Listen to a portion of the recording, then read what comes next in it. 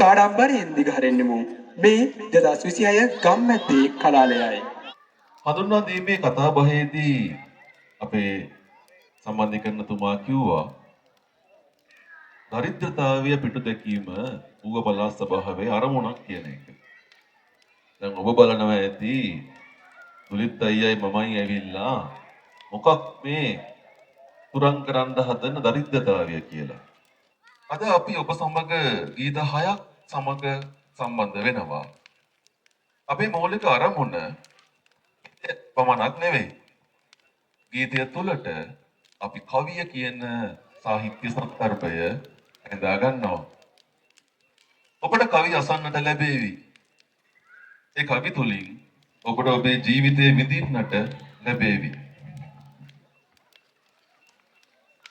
අපි මේ පට්ට අඳුරක ඉන්නේ පිටිපස්සෙන් ෆ්ලෑෂ් ලයිට් ගහලා තියෙනවා හරි අමාරුයි කියවන්න. කියවද්දි පොට්ට අතපසු වෙයි ගණන් ගන්න එපා.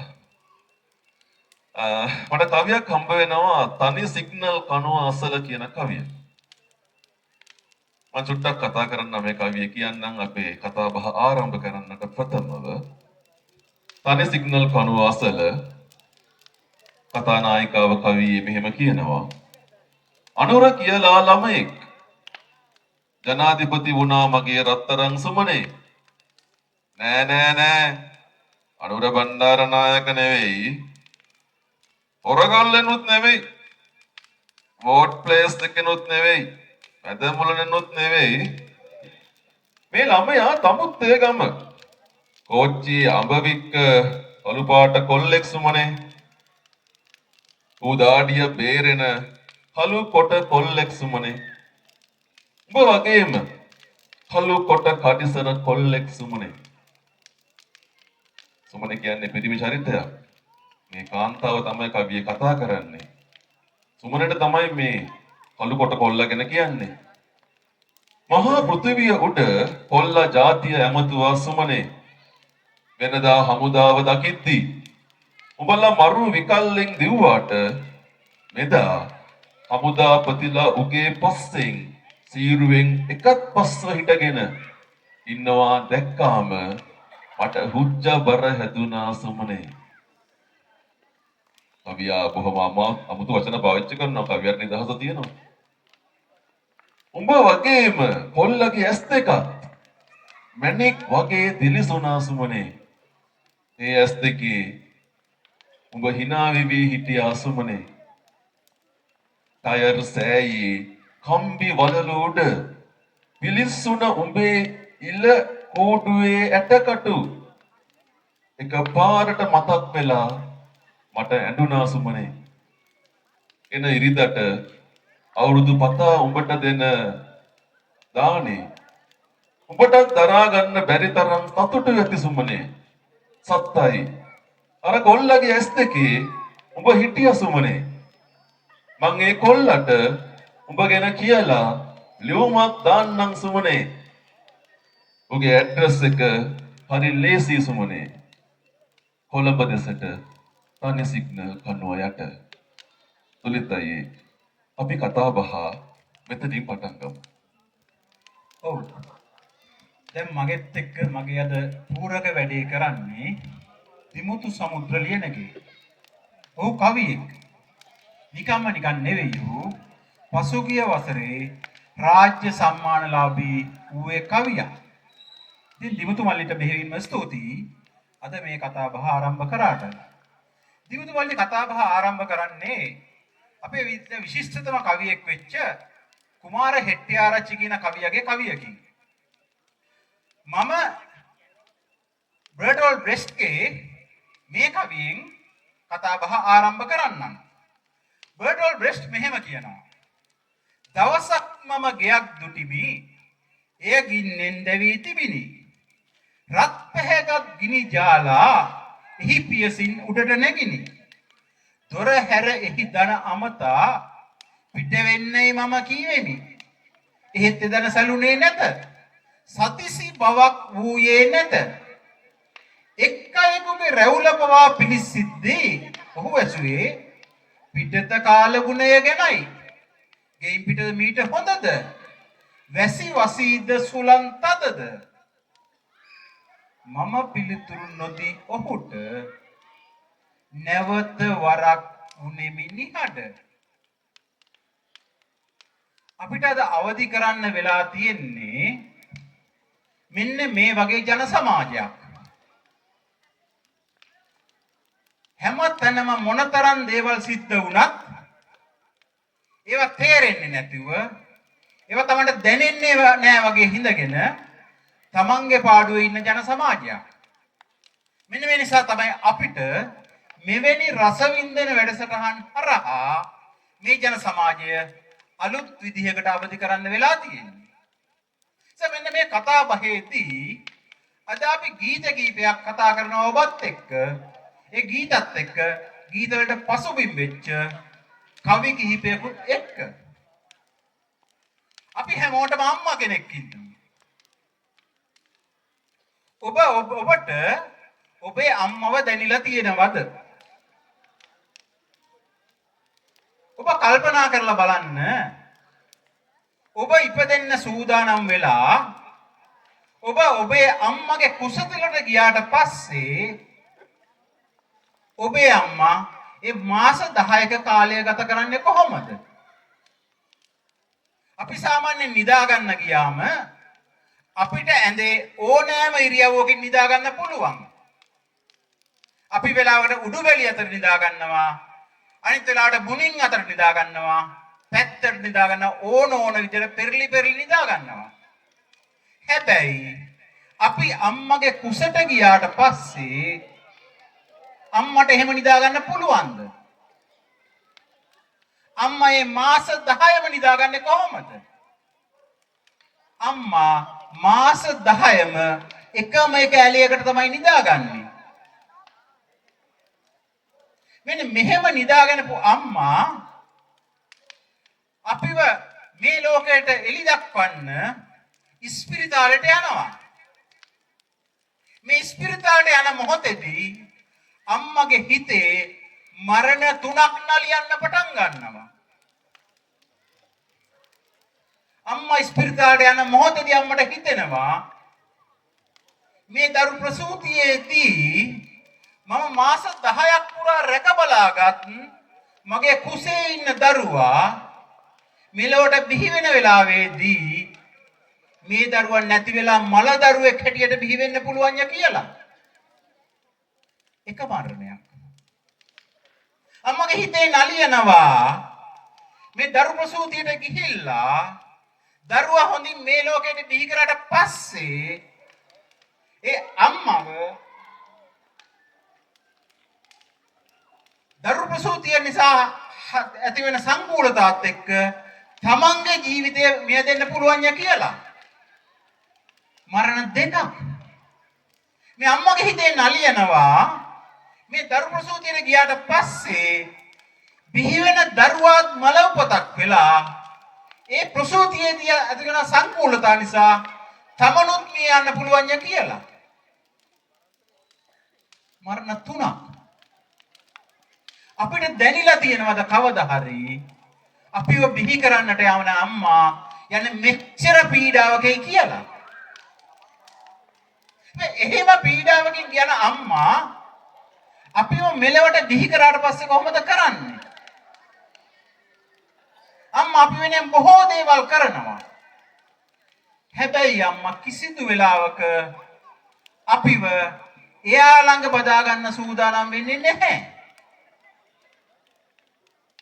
ආදරය කියලා කියනවා යන්න යන අයට යන්න දෙන එක කියලා.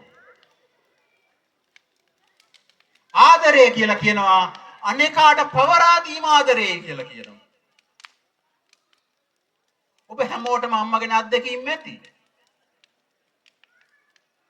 අම්මා කෙනෙක් කිසිදු වෙලාවක තමන්ගේ දරුවා උස්මහත් වෙලා යද්දී ඒ යන ගමන්ට වැටකඩලු දාන්නේ නැහැ. අම්මා කැමති තමන්ට වඩා ඈත ලෝකයකට තමන්ගේ යන දරුවා බලාගෙන ඉන්න. සමහරවිට ඔබේ අම්මා තාම පැරණි ගමේ ඇති. ඔබ දැන් නගරයට ඇවිල්ලා ඉස්සරහ ලෝකයකට යනවා ඇති. අපේ ජීවිතේ එහෙමයි. අද මගේ අම්මා මගේ ළඟ නැහැ. මගේ අම්මා හිටියේ මීට වසර දෙකකට විතර මං හිටවලා කිලෝමීටර් 200කට විතර ඈතින්. හැබැයි අම්මා ඈත ඉඳගෙන මගේ ගමන දිහා බලාගෙන සතුටු වුණා. එහෙම තමයි අම්මලා අපිව ගැන දකින්නේ. අම්මා කිසිදු වෙලාවට අම්මා වෙනුවෙන් අපිව තනි කරලා හිර කරලා තියාගන්න සූදානම් නැහැ. ඉතින් අපි අද බලමු මෙන්න මේ කාරණයක් එක්ක අම්මා සම්බන්ධ ගීතයකට යන්න. ඒ බෙදාගත්තු ඒ ආදරණීය අම්මා. ඔබ අතෙන් අල්ලන් ඉන්නකොට කොයිතරම්නම් සෙනෙහසක් දකින්නේ නැද්ද? අම්මේ. ඔබ කොයිතරම්නම් සෙනෙහසක් විඳින්නේ නැද්ද? පපුතුරේ හද ඇතුලේ අම්මේ ඔබේ රූපය සදාකාලිකව තියෙනවා. ඔබේ හිත තුළ ඔබේ හදවත අභ්‍යන්තරේ අම්මාගේ රූපය නිරන්තරයෙන් තියෙනවා. ඔබ අම්මා කෙනෙක් නම් ඒක තියෙනවා. ඔබ දවසක අම්මා කෙනෙක් වෙනවා නම් ඒක තියෙනවා. අපේ හාමුදුරනේ සංසාරයේ හැදුනේ එහෙමයි. ජීවිතේ බැඳුනේ එහෙමයි. පළමු ගීතය ගායන් මා මුදවලා. මේක නව පරම්පරාවේ ගීතයක්. මම ආරාධනා කරනවා සතිරලෝචන ලියන්නගේ පුතුණුවන්ට මේ ගීතය ගායනා කරන්නට කියලා.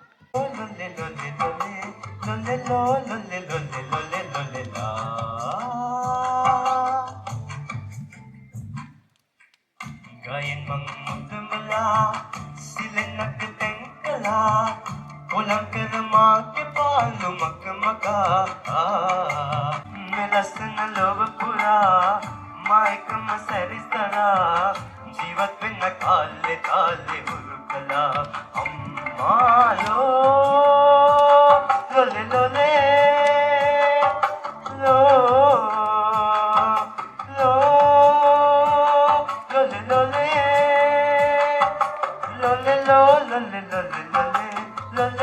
ලොලේ ලොලේ ලොලේ මායිකම සැරිසරා ජීවත් වෙන්න කාලේ කාලේ හුරු කළා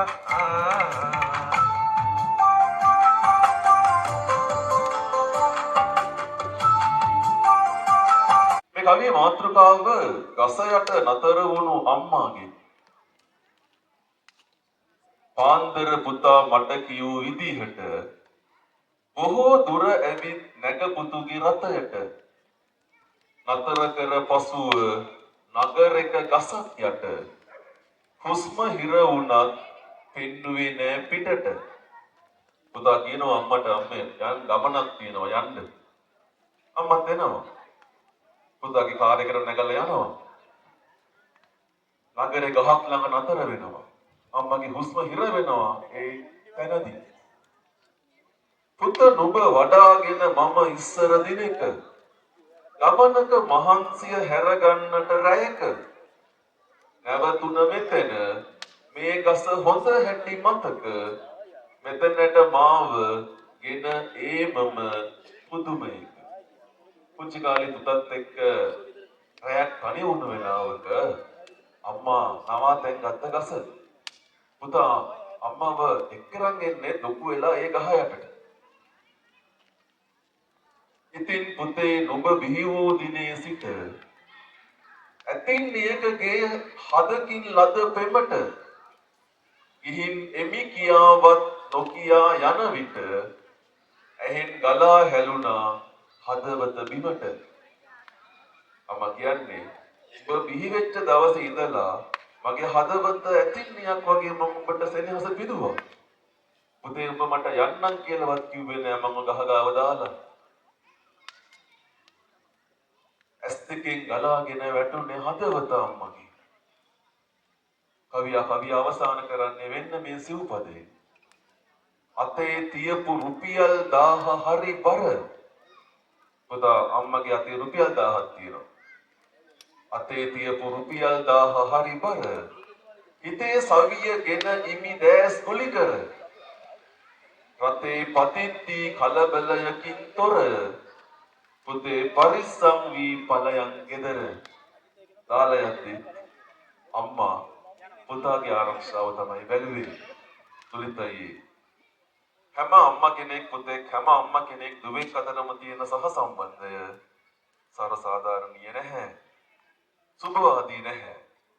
අයියට කියන්න දෙයක් ඇති ඒක. කතා බහ කරන්න යන්නේ රුවන් බන්දු ජීව කියන කවියා අම්මා කෙනෙක් සහ දුවක් අතර තියෙන සම්බන්ධේ කොච්චර ගැඹුරුද කියන කාරණය කතා කරන්නේ. අම්මලා අපිට හරිම ආදරේ. හැමතිස්සෙම අපිව රැක බලා ගන්නවා. ඒ තරක් නෙවෙයි. අම්මා තමන්ගේ ස්වාමියාටත් හරිම ආදරේ. අපි බලමු අම්මා කෙනෙක්ගේ මේ අත්දැකීම මොකක්ද කියලා. රුවන් බන්දු ජීව මේ කවියට පාවිච්චි කරන අර පටන් කවි ආකෘතිය. කවිය පටන් ගන්නෙ මෙහෙමයි. කෙස්ස උස් කරන් බැඳගෙන රෙද්ද තද කරන් ඇඳගෙන රතු ගුණීල මල් පෙති බිම අතුරපු දේවි සත්තුක නිදි ඇඳ වටේට සත්වටයක් පැදකුණු කර මන්නපාර 7ක් දීපු කුණ්ඩලකේසි. ඔබ අහලා තියෙනවා කුණ්ඩලකේසි කතා වස්තුව. අර ජාතක කතාවක් තියෙනවා. කුණ්ඩලකේසි කියන්නේ සිටු දියණියක්. මේ සිටු දියණිය අර සත්තුක කියන සොරාට ප්‍රේම කරනවා. මේ මරන්න ගෙනියන සත්තු කියන සොරාට ප්‍රේම කරනවා. කොහොම හරි මේ තමන්ගේ සිටුවරයා තාත්තට කියලා මේ මරන්න ගෙනියන සත්තුකව බේර ගන්නවා. අම්මා තාත්තට කියනවා මට මහු විවාහ කරගන්න ඕනේ කියලා. මේ සත්තුක විවාහ කරගන්නවා. හැබැයි සත්තුක විවාහ වුණත් සත්තුකගේ හිතේ තියෙන වෙන දෙයක්. ඔහු සොරේ. ඔහුට තියෙන සොරකමම විතරමයි. දවස් සත්තුක කියන යෝජනා කරන මේ කුණ්ඩලකේසියට ඔබ සතු සියලු ආභරණයන් සැරසලා එන්න මගෙත් එක්ක ගමනක් යන්නේ කියලා. ඔහු තමන්ගේ ප්‍රේමවන්තයාට අසීමිතව ප්‍රේම කරනවා. ඇය සියලු රන්නවරින් සැරසලා යනවා. සත්තුක ඔහු එක්ක යනවා කන්දක් මුදුනට ගලක් මුදුනට. අවසාන මොහොතේදී ඇයට තේරෙනවා තමන්ගේ ඊළඟ මොහොත සිද්ධ වෙන්නේ මොකක්ද කියලා. ඇය සත්තුකට යෝජනා කරනවා. මම ඔබට බොහොම ප්‍රේම කරනවා. මම ආසයි ඔබව සිපවැළඳ ගන්න කියලා. ඇය මොකද කරන්නේ? සත්තුකව තදින් සිපවැළඳගෙන අර ගල වටේට කැරකිලා එකවරටම සත්තුක ගලෙන් පල්ලෙහාට තල්ලු කරව දානවා. මෙන්න මේක අපි තාමු කුණ්ඩලකේසි කතා වස්තුව. දැන් මේ රුවන් බන්දු ජීව කියන්නේ මොකක්ද? මෙන්න මේ සත්තුක ගැන වෙන්නේ මෙහෙම කියනවා. මාල කඩනවා සත්තුක, කංශ බෙදනවා සත්තුක. රාජ පුරුෂයෝ නිතරම පැලට වඩීවි. බතක් මාළුවක් බැඳගෙන පියාඹා ගොසින් වැලිකඩ කසෙන් තැලුම් කෑ සත්තුක සමසපු දේවි. ඔහු අර හොරකම් කරලා අහුණාට පස්සේ අරගෙන කිරේ ගිහිල්ලා දැම්මත් ඇය යනවා මේ ඔහුගේ ප්‍රේමවන්තයා බලන්න. බතක් මාළුවක් බැඳගෙන වැලිකඩ යනවා. ඒ තරක් නෙවෙයි. සූදු කෙලිනවා සත්තුක, මඩ වේලගෙනවා සත්තුක, මොනව කළත් මේ වෙනකන් ඉවසපු දේවි. මේ සත්තුක කියන කෙනා මෙච්චර දේවල් කරලත් ඇය තමන්ගේ ස්වාමි පුරුෂයා කියලා ඉවසනවා. හැබැයි එක මොහොතක් එනවා ඇයගේ මේ දැහැන බිඳෙන. එපා තාත්තේ කිය දුව හීනෙන් හඬන හඬි තිගැස්සිලා නිදි පැදුරෙන් විසි වුණ දේවි. සත්තුක නිදි ඇඳ වටේට සත්වටයක් පැදකුණු කර මන්න පාර 7ක් දීපු කුණ්ඩලකේසි. ඒ තමයි අම්මා. අපි බලමු ඒ අම්මම අපේ එක ඉතිහාසයේ එක අවස්ථාවක් තියෙනවා. ඔබට මතක ඇති අපි අපේ රටේ ආර්ථික ක්‍රමය විවෘත ආර්ථිකයට පැනලෙනවා 1977 එක්සත් ජාතිපක්ෂ බලයට ආවට පස්සේ ඒ විවෘත ආර්ථිකයත් එක්ක අපේ රටේ කතා වෙන්න පටන් ගන්නවා අලුත් කාරණයක්. අපි බලමු දිමුතුමල්ලිගේ ඒ කාරණය අහලා. මේ දවස්වල මම ලියන නවකතාවේ මූලිකම කතාව මම යොමු කරන්නේ බේබි ෆාම් කියන සංකල්පයට. දරුවෝ වදනවා, වදලා විකුණනවා. දුලිත් අය ඔය කතා කරේ 1980 ගණන් වල ලංකාවේ විහිදුණු දරු ව්‍යාපාරය. දරුවෝ හදලා පිටරට යවන ව්‍යාපාරය. දැනුවත්ව හෝ නොදැනුවත්ව අද සුළු පරිමාණයෙන් හරි මහා පරිමාණයෙන් හරි වෙනවා ඇති. අම්ම කෙනෙක් කොහොමද දරුවෙක්ව දෙන්නේ? මේ පැකණි වලින් බැඳුණු, ලේන් බැඳුණු සෙනෙහස කොහොමද දෙන්නේ? ඇයි දෙන්නේ? මේ කවිය රාසේන ගුණසිංහයන්ගේ කවියක්. මම බොහොම ඉක්මනින් කතා කරන්න මේ කවිය තේරුම් ගන්න ලේසියි ඔබට. උපන් බිමට නුඹ වැඩිවා මිසක දුවේ. වැදෝ මවට නුඹ වැඩියක් වීද දුවේ. දුක උහුලා ඉන්නට මට හැකිය දුවේ. නැව් නැගිලා දුරු රටකට යන්න දුවේ. පෙරකල මහ පින් මහිමෙනි මේ දෙස උපදින්නේ. ඉපදෙනු මිස රැඳෙන පින ඇයි නුඹ සතු නොඋනේ? දරුවන් නැස කඳුලින් ලය උණුවන මිනිසුන්නේ. සරණින් ලෝ කොතනක වූ සැනහෙන් දියණියනේ. ඔබට තේරෙනවා කවිය කියනකොට මේ දියණිය නැව් නැගලා පිටරට ගිහිල්ලා. කවිය කියන්නේ ලෝකෙ කොතන හරි ගමක් නැහැ. ඔබ සැනසියම්. කවිය තවදුරටත් ඉස්සරහට යනවා. කවිය අවසාන පද පේලි 4ට එනකොට සදා මතක හිටින්න පද 4ක් නිර්මාණය කරන්නට රාසෙන ගුණසිංහට පුළුවන් වෙනවා. මතු යම් දිනක සිටිවිල්ලෙන් සිටින සඳ දෑතක පහස සිහිනක මෙන් දැනේවිද. දුවේ ඔබ ලොකු වෙලා පිට රටකට වෙලා ඉන්නකොට ඔබ හිතනකොට ඔබ කල්පනා කරනකොට දෑතක පහස අත් දෙකක පහස ඔබට දැනේද? අම්මගේ පහස දැනේද ඔබට? මතු යම් දිනක සිටිවිල්ලෙන් සිටින සඳ දෑතක පහස සිහිනෙන් මෙන් දැනේවිද. සිටියන් පොතින් ලොව විමසා බලන සඳ කඳුලක හැඩය මහා සයුරේ දකීවිද. ඔබ දන්නවා ඉන්දියාවට පහළින් අපි ඉන්නේ ශ්‍රී ලංකාව සිටියන් පොතේ ඉන්දියානු කඳුලක් වගේ. අපි අහන්නේ ඒකයි. දවසක කඳුලක හැඩය මහා සයුරේ දකීවිද. අපි ගමෙන් ගමට යන්නේ ඔබත් එක්ක කතා කරන්නේ මෙන්න මේ කඳුලක හැඩයකට ශ්‍රී ලංකාවේ ආධ්‍යාත්මය දියුණු කරන්න නේද දුරිතයි. ඔව්. ඒකනේ දැන් මෙන්න මේ සිතියම් පොතේ කඳුලක හැඩය ගැනපු රටෙන් ජයසේන කියන ඒ දරුවා විදේශගත වෙලා ඒට අවුරුදු 20ක් 25ක් වෙනකොට ඒට නැවත අර පරණ හැඟීම එන්න ගන්නවා. මාව වැදපු අම්මා ඉන්නේ කොහෙද කියලා හොයාගෙන එන්න පටන් ගන්නවා. මෙන්න මේ ලක්ෂාන්ත අතුකෝරල කියන කවියා මෙන්න මෙවැනි හොයාගෙන ඉන්න දරුවෙක් ගැන අම්මා කියන දේ කවියට නගනවා.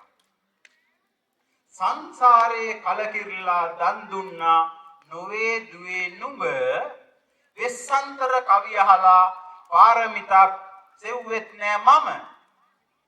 පපුව ඉරණ ආදරේ අම්මා කමට ද්‍රෝහි වුණා නොව කඳුලින් කම්මුල් ඉඹලා දෙව්ලෝකෙට තල්ලු කළා නුඹ. සරා වෙහෙසිලා සසරේ පතා සැපක් පතා මා වෙත ආකල සුරංගනාවක් වෙන්නයි දුක්කොක්කේ හෙළුවේ දූමින. මොකද මේ අම්මා කියන්නේ? උඹ මගේ ගාවට සුරංගනාවියක් වගේ ආවා. හැබැයි මට උඹව එහෙම වඩා ගන්න බෑ. ඒ නිසා ඔබ සුරංගනාවියක් කරන්න තමයි මං ගෝයේ රට යවුවේ. මුව සිරවි ගොම පැදුරේ හඬා හැපෙන විට මරා නොදැමුවා විතරයි අසරණීව මිරිකා තනිකම මංගෝ දීලා ඉතා බරපතල තනිකමක ඉර වුණා. කානුවසේ පල් කලලේ කසිප්පු සහ වීඩි ගඳයි පැල නුඹ හිටියා නම් මැණිකේ මං වගේම අඟුරු වෙලා අද ඔබ හිටියා නම් ඔබටත් වෙන්නේ මේ පල් කලලේ මං වගේ මඟුරක් බවට පත් වෙන්නේ. හැදූ වැඩූ දෙවියන් ළඟ රැකිනක්සේ හිටපන් වස්තුව දුක් වෙන්නේ මොනවද නුඹ දෙකෙනි වෙලේ උරුමය අහගෙන. ඔතන හිටපන් උඹ හැදුවඩු අම්මා ගාව හිටපන්. උඹ මේ දෙකෙනි වෙලේ අරුමේ හොයාගෙන එන්න එපා. ඕලන්දෙන් නැව් නැගලා එන්න එපා නුඹ. විනාශ නොකර තියාගන්න හිතේ මැවි ඉන්න අම්මා රුව. රෝහල් කරදැහි ඉරලා මං එනම් හැංගෙනවා පන සුරංගනාවක් වාගේ ලෝකෙ එක්ක hina වෙන්න නුඹ. මම ඉස්සෙල්ලා කිව්වනේ අම්මා කියන්නේ අපිට යන්න දෙන අපි ආයතන යනවා දිහා බලා ගන්න එක. සතුටු වෙන්නේ එහෙමයි. මේ අම්මා කියනවා උඹ මාව හොයාගෙන ආවොත් මට උඹ ගැන තියෙන එකම සාක්ෂිය මේ රෝහල් කඩදාසිය මං ඒකත් ඉරලා හැංගෙනවා. ඒ නිසා උඹ එන්න එපා මාව හොයාගෙන. ඒක තමයි අම්මගේ ප්‍රාර්ථනාව වෙලා තියෙන්නේ. අපි දැන් අම්මා ගැන කතා කරා. අපි අම්මත් එක්ක මේ ඊළඟ කෙනා තමයි තාත්තා. අම්මා අපට දැනෙනවා හරිම සංවේදී, හරිම සෞම්‍යයි. හැබැයි අපට තාත්තා එහෙම දැනෙනවද? අම්මා තරම් සෞම්‍ය නැහැ. තාත්තා ටිකක් රළුයි.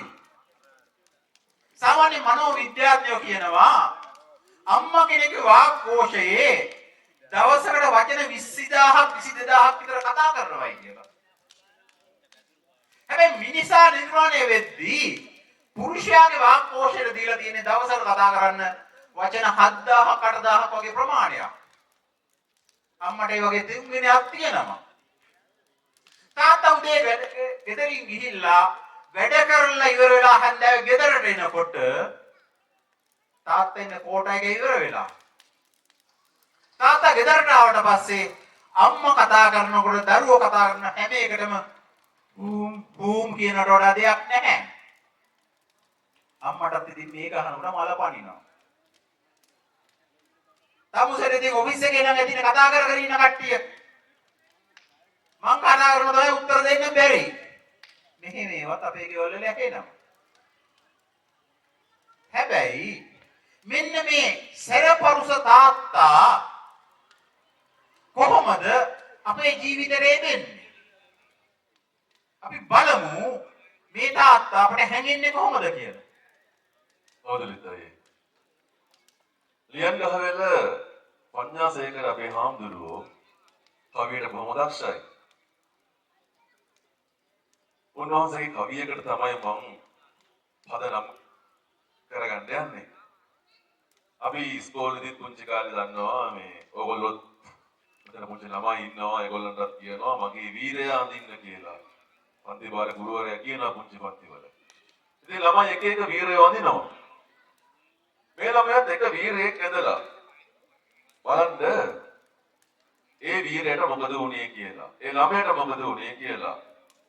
තාත්තේ අද ටීචර් පන්ති අපේ වීරයා අඳිනු කිව්වා. වැඩිම ලස්සන කාගේකදයි පස්සේ කොළ පෙරලලා හෙව්වා. මගේ චිත්‍රය අතට අරගෙන මේක ඇන්දේ කවුද ඇහුවා. ගත්තු ඒකට කීතු කරලා මගේ මූණට තමලා ගැහුවා. හොඳම චිත්‍රය සුපර්මෑනුයි. හොඳ ළමයෙක් ඇඳලා තිබ්බේ. හතුරු ටිකකුත් ඇඳලා තිබ්බා. වට කරන් ඉන්නවා වැද්දේ.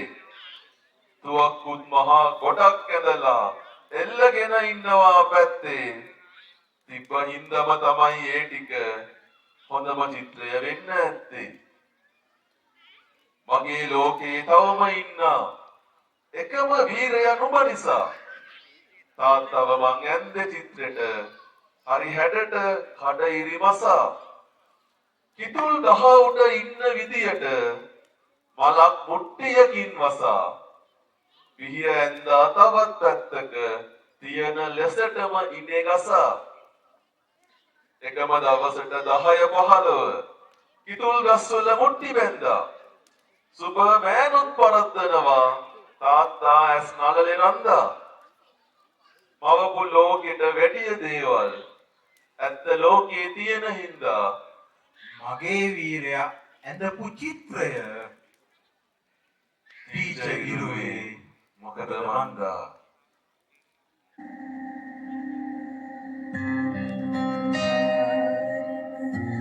Ada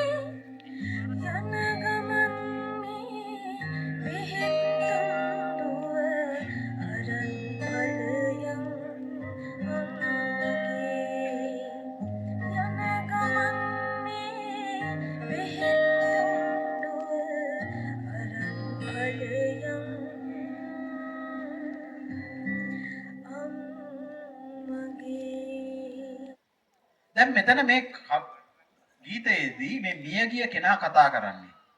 තාත්තා කතා කරන්නේ.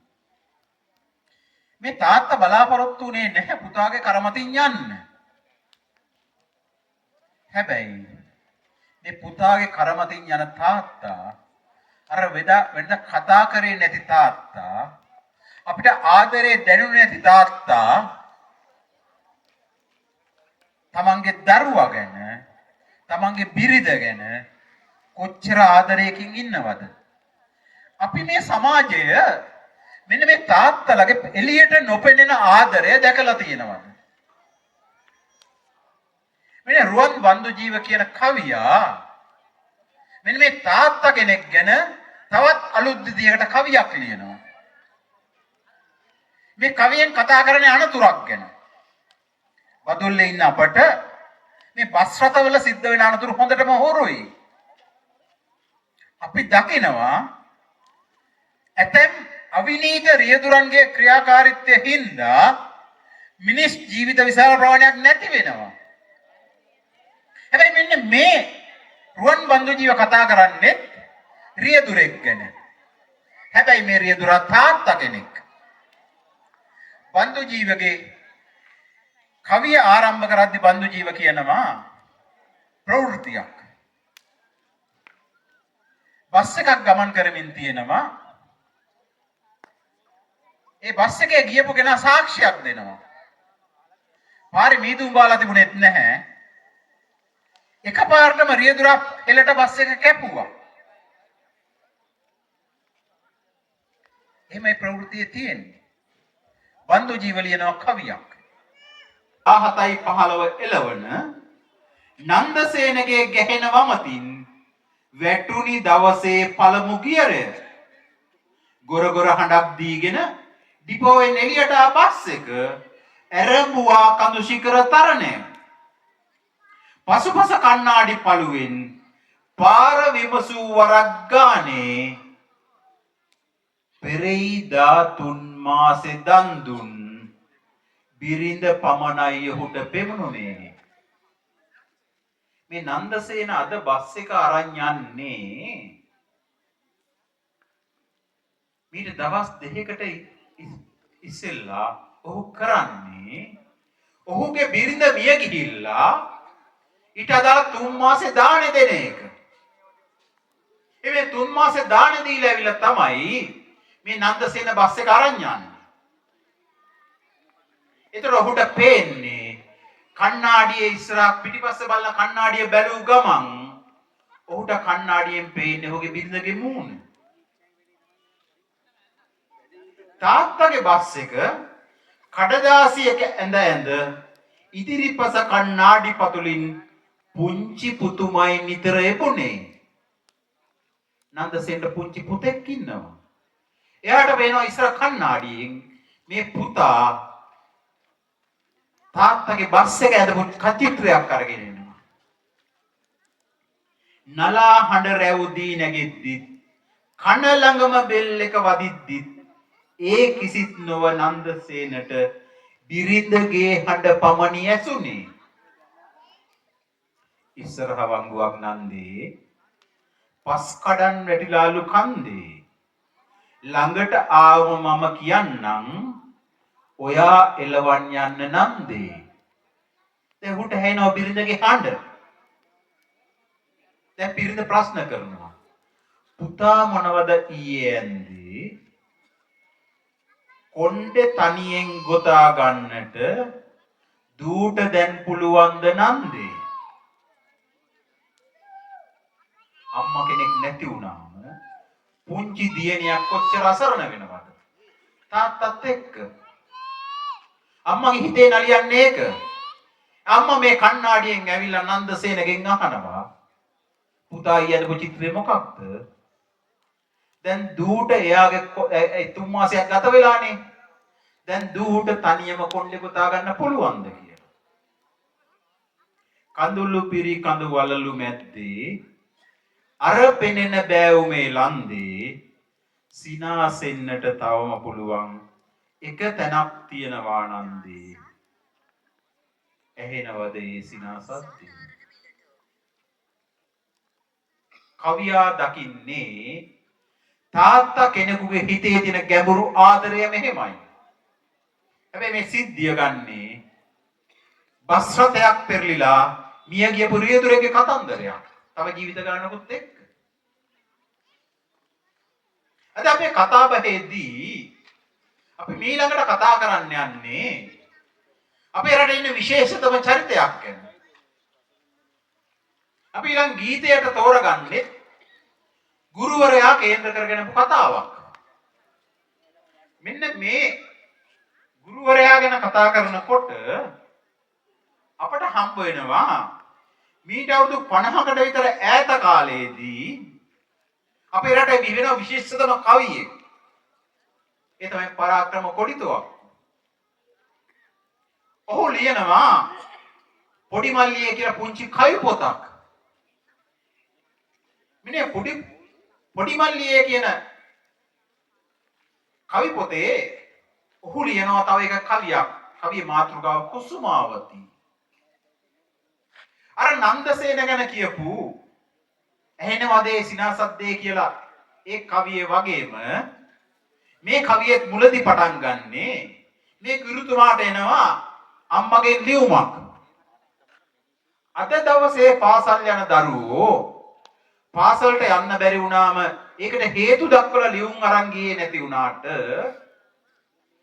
අපේ පාසල් අවදියේදී අපිට පාසලට යන්න බැරි වුණොත් අනිවාර්යයෙන්ම අම්මා හෝ තාත්තා පන්තිපාර ගුරුවරයාට ලියුමක් යවන්න ඕනේ. ඇයිද ඉස්කෝලේ යවන්න බැරි වුණේ කියලා. දැන් මෙන්න කුසුමාවතීගේ අම්මා තමන්ගේ පන්ති දියණියගේ පන්තිපාර ගුරුවරයාට ලියුමක් යවනවා. ලියුමේ මෙහෙමයි තියෙන්නේ. කුසුමාවතීට තියෙන සුදු ගවුම් දෙකම වේලා ගන්නට බැරි වූ නිසා ළමයා ඊයේ පාසල් එවන්නට බැරි විය. ඒ නිසා දඬුවම් නොකරන මෙන් ඉල්ලමි.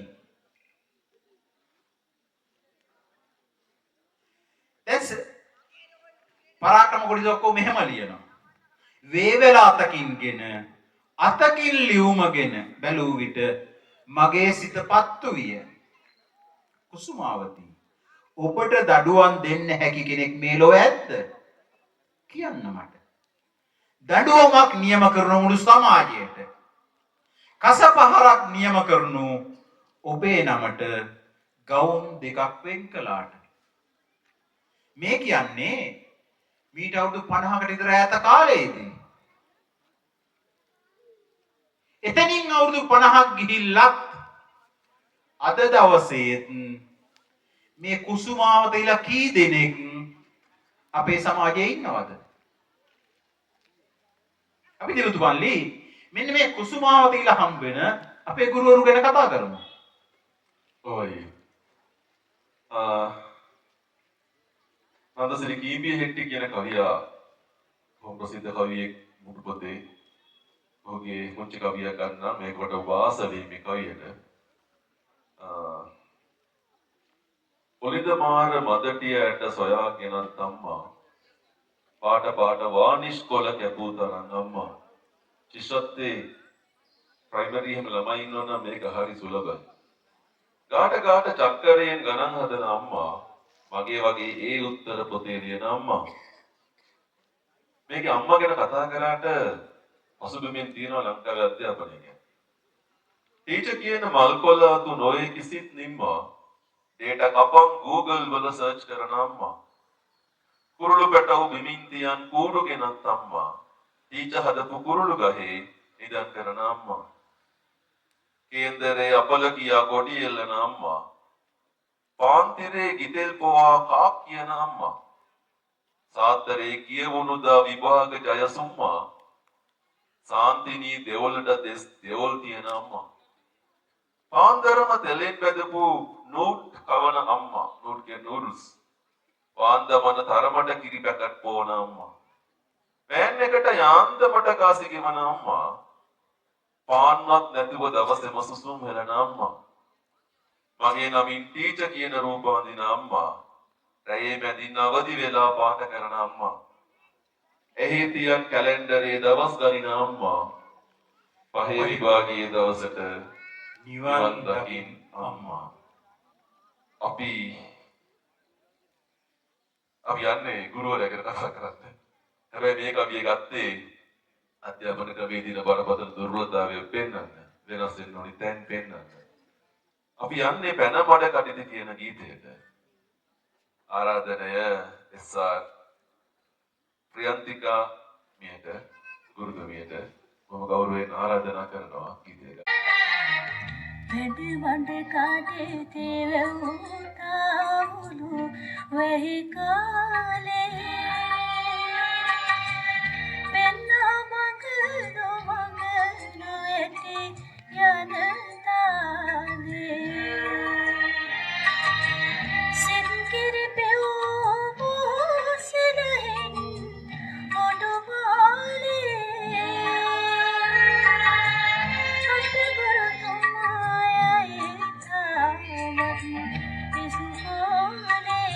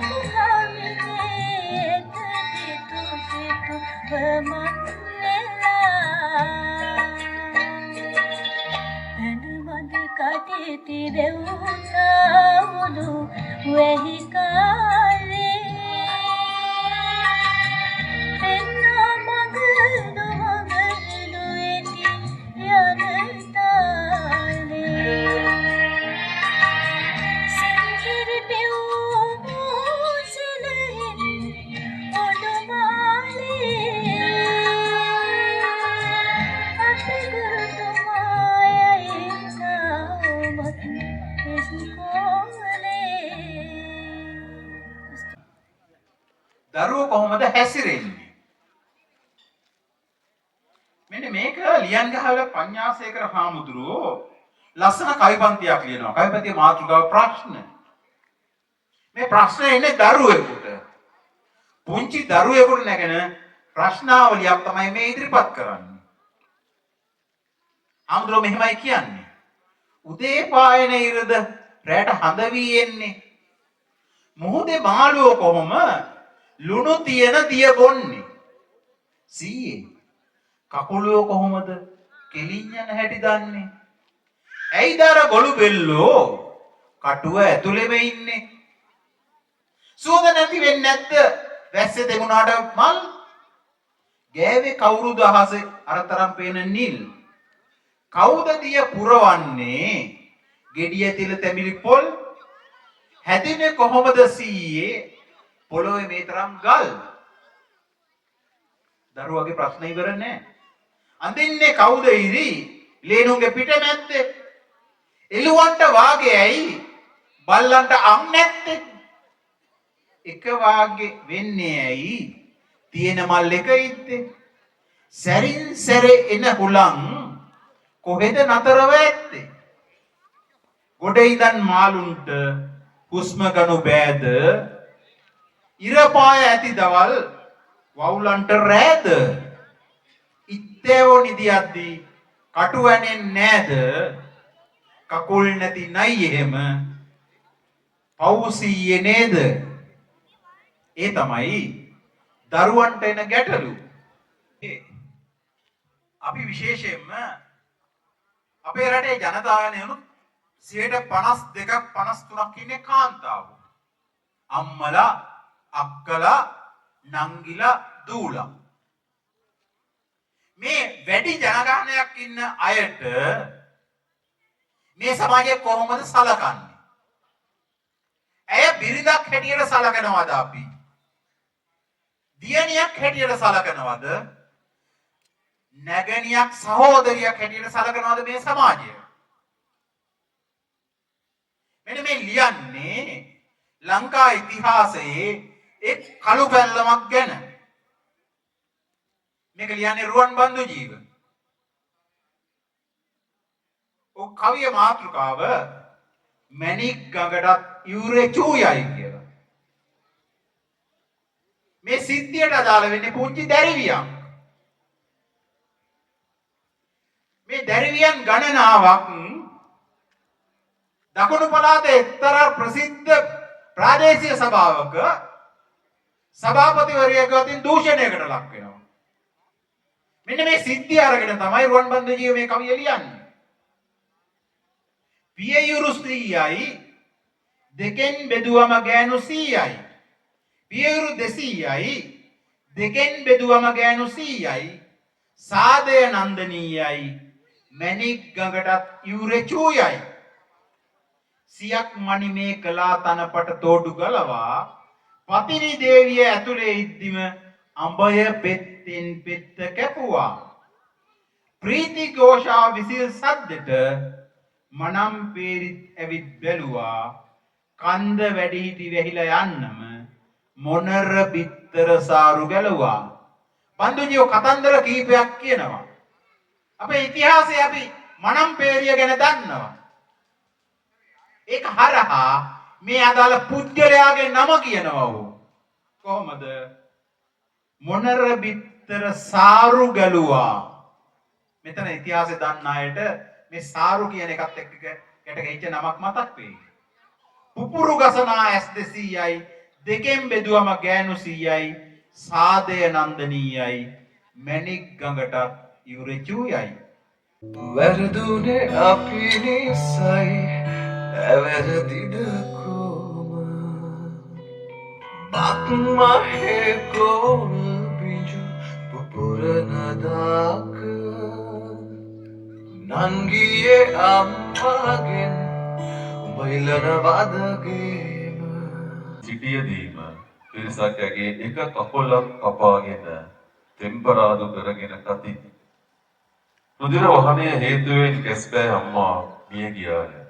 අර කලින් ගීතේ තිබුණේ බෝසත්තුරු ගැන. බෝසත්තු කියලා අහනවා. අයි. ඔව් මේක ලියන්නේ කුමාර හෙට්ටිආරච්චිගෙන අපිට ඉන්න විශිෂ්ටතම කවියක්. මේ සිද්ධිය ඔහොම එහෙමයි ලියන්නේ. බුදු සරණින් මං ආවේ ලෝයේ උතුම් රට දකින්න තම්බපණියේ උණුසුම පරපුරකට කියා දෙන්න. සාදු සාදු මට අවසර මේ වෙරළේ බිජු දාන්න. පින්නතුනේ ඇයි ආවේ පිහිය අරන් මා බලන්න. හිච්චි පුතේ පිහිය ගනි මේ කකුල කපා ගනි. ඊන් කොළුව පිහිය ගනි මේ කකුලත් කපා ගනි. හලු මල්ලිය පිහිය ගනින් තුන්වෙන්නත් කපා ගනින්. සුදු මල්ලිය පිහිය ගනින් සිව්වෙන්නත් කපා ගනින්. සඳ කඩ පහනක උලලා මුවත්තිව පිහිතලේද නටමුන් පිළලක උලලා මුවත්තිව පිහිතලේද ගණ්ඩා කුළුණක උලලා මුවත්තිව පිහිතලේද පූජාසනයක උලලා මුවත්තිව පිහිතලේද. කෝඩි පොතේ පිටු කඩලා එක කකුලක් කොතා ගන්නට. සුභාෂිතේ පිටු කඩලා තව කකුලක් කොතා ගන්නට. ලෝ වැඩ සංගරාව කඩා තුන්වෙන්නත් කොතා ගන්නට. ඉතිහාසයේ පිටු විරලා සිව්වෙන්නත් කොතා ගන්නට. සංස්කෘතිය කබල් ගෑව හට්ටියටම මස් දාන්න පිරිස් 3-5 එක්කම අනන්‍යතාවය අනන්න. අම්මා දුන් කිරට වැඳලා පොල් ගෙඩියක කිරි දාන්න හතරවරන් දෙවි පිහිටෙන් කටගැස්මේ රස බලන්න. අතමුත්ත කිරිකිත්තා සොහොනින් නැගිටින්න එපා. අම්මා අප්පා අමුදරුවන් කිසිවකුට දැනගන්න එපා. යක්ෂ භූත පිසාචයන් කලබල වී එන්න එපා. මිතේ බුදුන් හමුවනදා දෙකකුල් පැටලෙන්න එපා. අපි අහමු මේ ගීතය.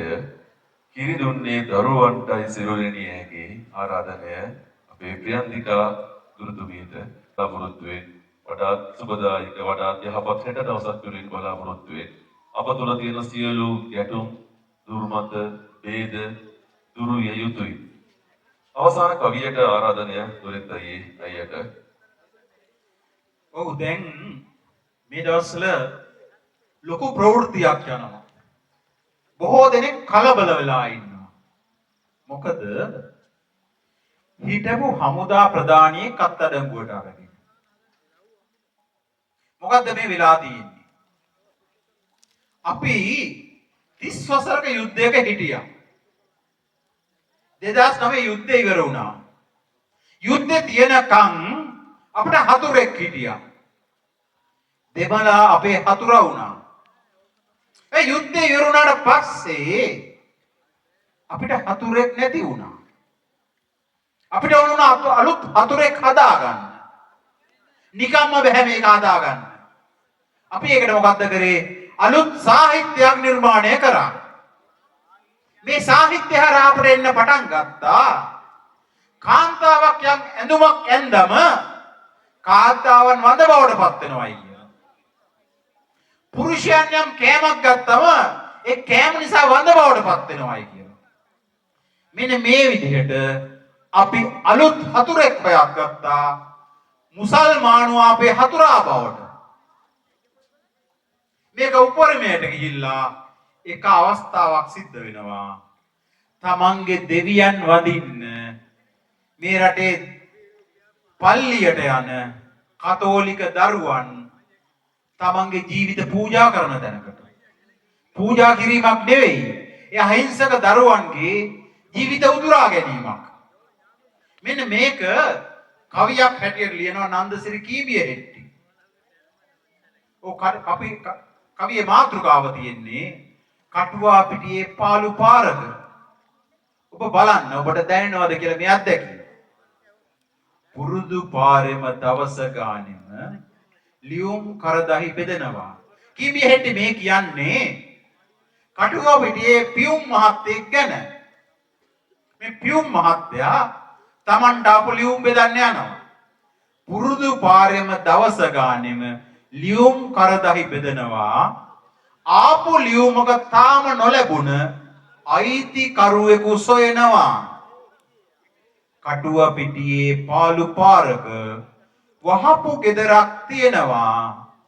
පුරුද්දට මෙන් ගසා බෙල් එක වසා ඇතයයි ලියනවා.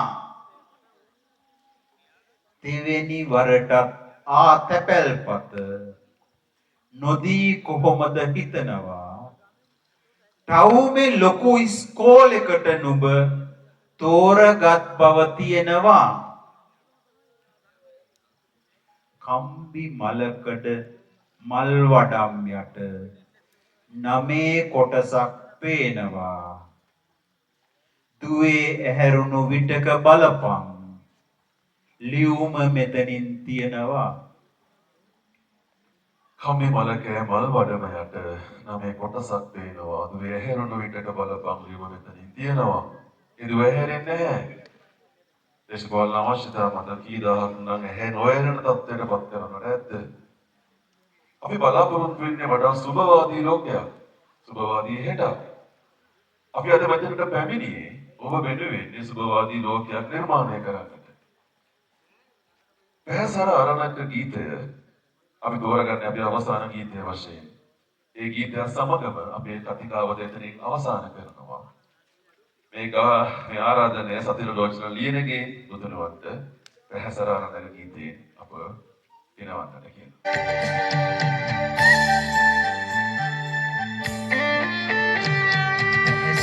අරුණක ඉරමල පිපුණාවේ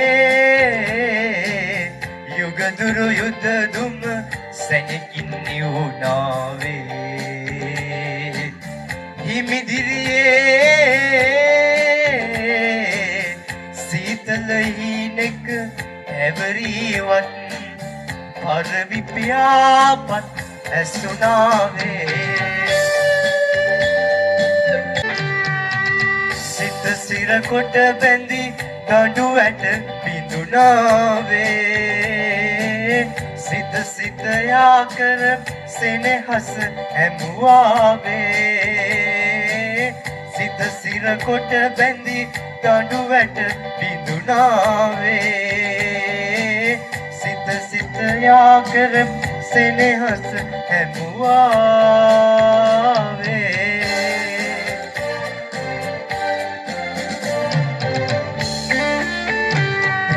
සර අරුණක ඉරමල පිපුණාවේ යුගදුරු යුද දුම සැනකින් නිවුණාවේ හිමිදිරියේ සීතල හීනක ඇවරීවත් පරවිපියාපත් ඇසුනාවේ නියවැල්ල හැරි යලිමල් පිපුණාවේ දැලම යා කළ ඉඳු සැව් ඇදුනාවේ නියවැල්ල හැරි යලිමල් පිපුණාවේ දැලම යා කළ ඉඳු සැව් ඇදුනාවේ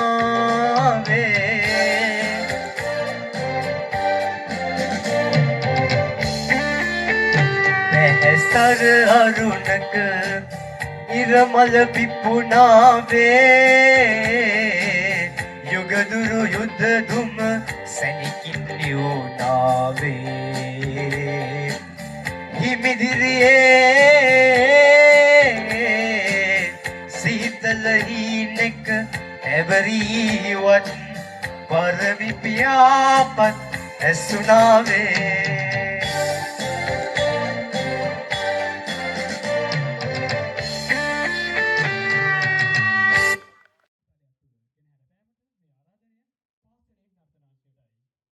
නිවිලා ලස්සනට සින්දුවක් දෙකක් කියලා ඒ විඩාව දුරු කරගන්නට.